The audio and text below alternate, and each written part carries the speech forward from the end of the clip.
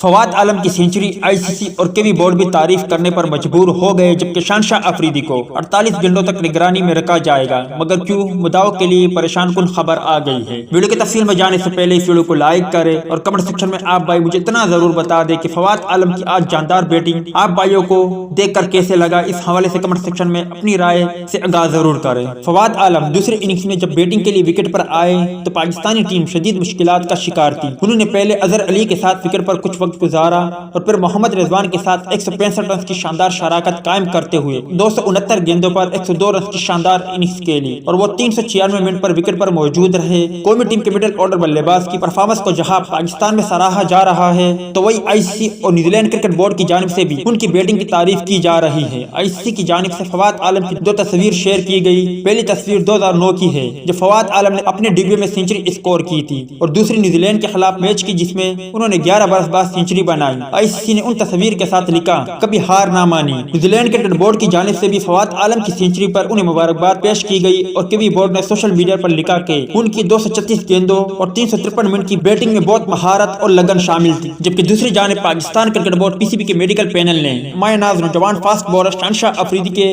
Helmet پر گیند لگنے کے بعد ان کا معائنہ کرنے کے لیے کلیئر قرار دے دیا ہے، تاہم وہ 48 گھنٹوں تک نگرانی میں رہیں گے۔ امید ہے دوستوں کہ آج کی ویڈیو بھی آپ کو پسند آئی ہوگی۔ ٹیک کیئر، بائے بائے، اللہ حافظ۔